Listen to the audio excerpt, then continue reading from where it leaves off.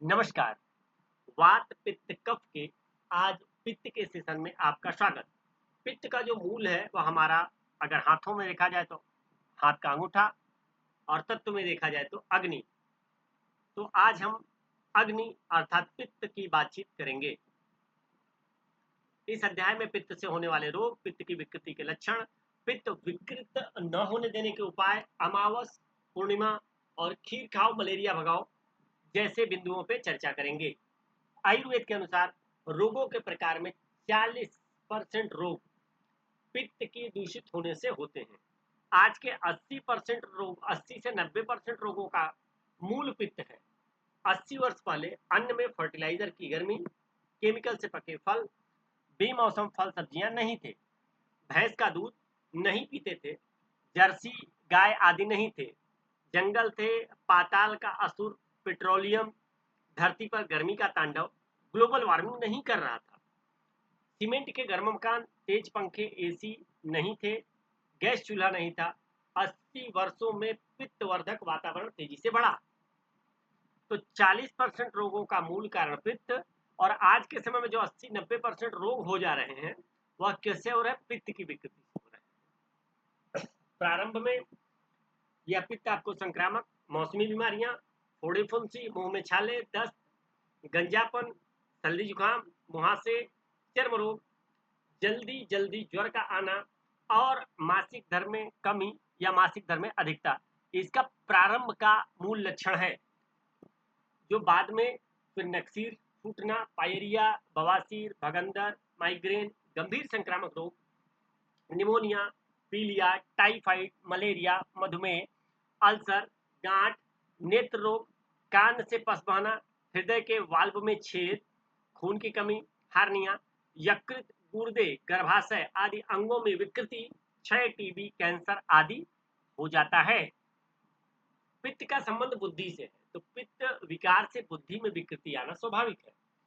हर बात का नकारात्मक पहलू ढूंढना, कुतर्क करना, सही को गलत और गलत को सही समझना, शत्रु मित्र और मित्र शत्रु लगना आदि दोष पनपते हैं। इन्हें चापलूसी बहुत भाती है और चापलूसों के जाल में जल्दी फंस जाते हैं। इनमें बदले की भावना आ जाए तो वह बदला लिए बिना शांत नहीं होते, इसलिए इन्हें समझाते समय बड़ा सावधानी रखना चाहिए और पित्त को नियंत्रित करने का उपाय करना चाहिए।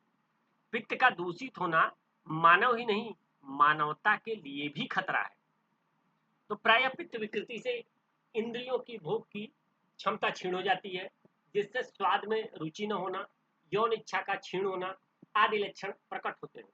लेकिन बुद्धि भ्रम के कारण व्यक्ति इसे अपनी आध्यात्मिक उन्नति समझता है।